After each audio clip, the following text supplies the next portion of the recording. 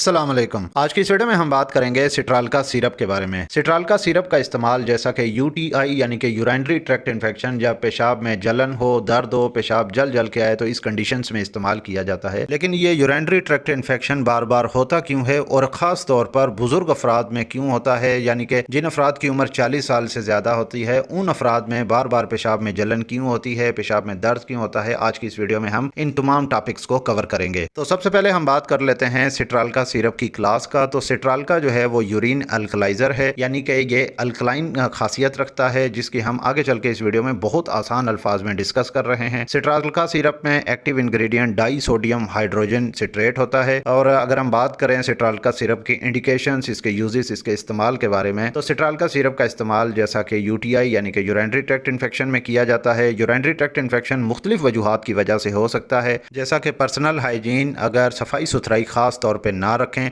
तो उन अफराद में फिर यूटीआई बार बार होने की, पेशाब में इन्फेक्शन, पेशाब में जलन, पेशाब में दर्द, पेशाब जल जल कर बार बार आता है। क्योंकि जो बाल बड़े हो जाते हैं तो बालों में बार बार पसीना आने की वजह से बैक्टीरियल ग्रोथ हो जाती है। तो बैक्टीरियल ग्रोथ यूरेथ्रा के ज़रिए फिर बॉडी में अंदर जो है वो ग्रोथ कर लेते हैं और बार बार इन्फेक्शन होता रहता है। इसके अलावा जो अफराद पानी का कम से कम इस्तेमाल करते हैं और सिर्फ खाने के वक़्त या बहुत ज़्यादा प्यास लगने की सूरत में सिर्फ पानी पीते हैं, यानी कि वाटर इंटेक उनका बहुत कम होता है, जैसा कि बालिग अफराद को रोज़ाना कम से कम 10 से 12 गिलास पानी लाजमी पीना चाहिए, चाहे सर्दियां हों या गर्मियां। गर्मियों में जैसा कि पसीना ज़्यादा आता है तो वाटर इंटेक की जो डिमांड होती है वो भी बढ़ जाती है, लेकिन कोशिश की जाए कि 10 से 12 गिलास पानी लाजमी पिया जाए। जो अफराद पानी का कम इस्तेमाल करते हैं तो पानी के कम इस्तेमाल करने की वजह से यूरिन में कंसनट्रेशन बढ़ जाती है, तो यूरिन में कंसनट्रेशन बढ़ने की वजह से फिर यूटीआई होने के चांसेस ज़्यादा हो जाते हैं। इसके अलावा जिन अफराद में लॉन्ग टर्म डिजीज़ हो, यानी कि वो अफराद किसी भी लंबे अरसे की बीमारी में मुब्तला हों, तो उन लॉन्ग टर्म डिजीज़ की वजह से अक्सर अफराद में यूटीआई बार बार होने की शिकायत हो सकती है। इसके अलावा प्रेग्नेंट वीमेंस यानी हामला ख़वातीन में यूटीआई हो सकता है और यह बहुत ज़्यादा कॉमन होता है। तो इसको ट्रीट करने के लिए सबसे पहला जो मेडिसिन जहन में आती है वो सिरप सिट्रालका ही होता है। जिस तरह के यूटीआई के अलामात जैसा कि पेशाब में इन्फेक्शन, पेशाब करते वक्त जलन हो, दर्द हो, जिस्म की तमाम हड्डियों के जोड़ों में अगर दर्द रहने लगे, तो इसकी सबसे बड़ी वजह जो होती है यूटीआई पेशाब की नालियों में, गुर्दों और मसाने में इन्फेक्शन के बास हो सकता है। और ये अलामात जिस्म में यूरिक एसिड के बढ़ने से भी ज़ाहिर होती हैं, जिस पे हम ख़ास तौर पे ध्यान नहीं देते और फ़ौरन से एंटीबायोटिक स्टार्ट कर देते हैं। लेकिन बहुत कम फिजिशियंस इस बात को डायग्नोज कर पाते हैं कि यूरिक एसिड की वजह से भी यूटीआई बार बार हो सकता है। अब यहाँ पे एक बात यह जहन में आती है कि यूरिक एसिड बनता कैसे है और ये आया कहाँ से। पहले इस मैकेनिज़्म, इस सिस्टम को समझेंगे। हमारे जिस्म को रोज़ाना की बुनियाद पर एनर्जी और न्यूट्रिएंट्स की ज़रूरत होती है। इसको पूरा करने के लिए हम मुख्तलिफ़ ग़िज़ाओं का इस्तेमाल करते हैं। हम जो भी खाना खाते हैं, हमारी बॉडी में जो डाइजेस्टिव सिस्टम है वो ब्रेक डाउन करके हमारी बॉडी में डाइजेस्ट करवाता है, यानी कि हज़म करवाता है। तो खुराक हज़म करते वक्त डाइजेस्टिव सिस्टम यानी कि निज़ाम इंहज़ाम में ब्रेक डाउन यानी कि तोड़ फोड़ हो रही होती है। तो इस तोड़ फोड़ के दौरान कुछ बाई प्रोडक्ट्स भी बनती हैं जो कि यूरिन पेशाब के ज़रिए जिस्म से खारिज होती रहती हैं। जैसा कि कभी आपने अगर शुगर कैन यानी गन्ने की मशीन का सिस्टम देखा हो या तेल निकालने वाली मशीनों का सिस्टम देखा हो, तो बाई प्रोडक्ट्स जितनी भी होती हैं, मशीन एक तरफ निकालती जाती है और तेल एक तरफ बनता रहता है, निकलता रहता है। इसी तरह ही अल्लाह पाक ने हमारे जिस्म में भी बाय प्रोडक्ट्स यूरिन पेशाब के ज़रिए निकालने का एक सिस्टम रखा है, जिसके लिए गुर्दे यानी कि किडनीज़ हमारी बॉडी में अहम किरदार अदा कर रही होती हैं। बॉडी में से यूरिन के ज़रिए मुख्तलिफ बाय प्रोडक्ट्स यूरिन के ज़रिए एक्सक्रीट हो रही होती हैं, जिसमें से एक बाय प्रोडक्ट प्यूरिन है। जब गुर्दे जिस्म में से यूरिन के ज़रिए प्यूरिन को निकाल नहीं पाते तो होता क्या है कि यही प्यूरिन फिर हमारे जिस्म के जो बॉडी के जो जॉइंट्स हैं, जॉइंट्स स्पेस होती है, जिसकी वजह से जिस्म में लचक होती है और इंसान अपने काम मामूल के मुताबिक सरंजाम दे सकता है।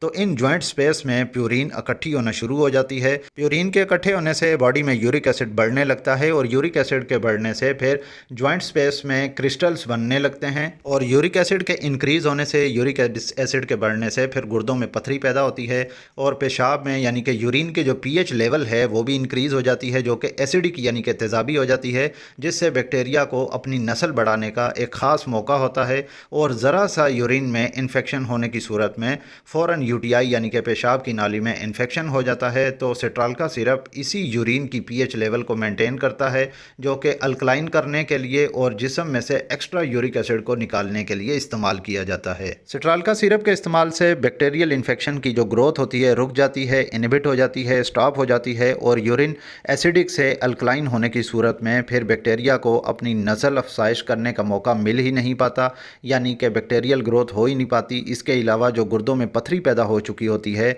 या पथरी पैदा होने का खतरा होता है, उस रिस्क फैक्टर को कम किया जाता है। और बॉडी जॉइंट्स यानी कि जोड़ों में जो क्रिस्टल्स बन चुके होते हैं, इन्हीं क्रिस्टल्स के बनने की वजह से बाजुओं में या पैरों के जोड़ों में सूजन और दर्द होता है, जिससे चलना फिरना मुश्किल हो जाता है।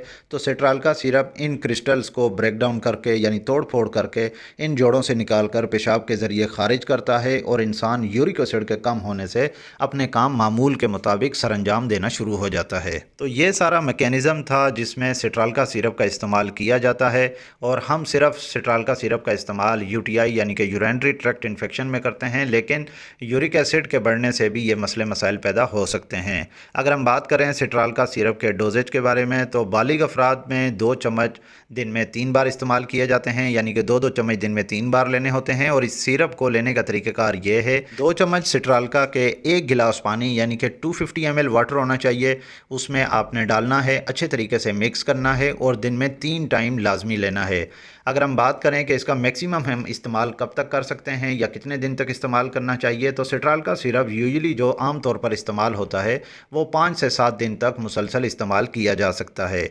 इसका सबसे बेहतरीन तरीक़ाकार यही है कि सिट्रालका सिरप का इस्तेमाल हमेशा खाना खाने के बाद लिया जाए, बिफ़ोर मील यानी कि खाना खाने से पहले सिट्रालका सिरप को इस्तेमाल ना किया जाए, क्योंकि खाना खाने से पहले अगर आप सिरप सिट्रालका का इस्तेमाल करते हैं तो इस सिरप के इस्तेमाल से खाली पेट इस्तेमाल करने से पेट में दर्द हो सकता है, मैदे के मुकाम पे दर्द हो सकता है और स्टमक अपसेट हो सकता है।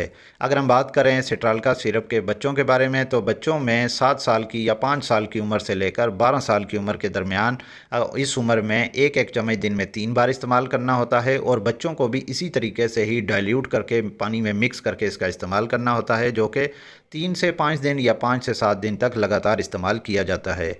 अगर हम बात करें सिट्रालका सिरप की प्रेगनेंसी में, तो प्रेगनेंसी में जो फर्स्ट ट्राइमेस्टर यानी कि हमल के पहले 3 महीने होते हैं, उन फर्स्ट ट्राइमेस्टर में सिट्रालका सिरप को अवॉइड करना चाहिए। सिट्रालका सिरप का इस्तेमाल हमल के पहले 3 महीनों में बिल्कुल भी नहीं करना चाहिए। सेकंड और थर्ड ट्राइमेस्टर यानी कि हमल के चौथे महीने से लेकर 9वें महीने तक सिट्रालका सिरप का इस्तेमाल किया जा सकता है, मगर एक बात यह भी जहन में रखें कि डॉक्टर के मशवरे के बगैर ये खुद से मेडिसिन बिल्कुल भी प्रेगनेंसी के दौरान ना लें। अगर हम बात करें सिट्रालका सिरप की प्राइस के बारे में, तो सिट्रालका सिरप का जो एक बोतल है वो 100 रुपीज़ की है और ये किसी भी मेडिकल स्टोर या फार्मेसी से बआसानी मिल जाती है।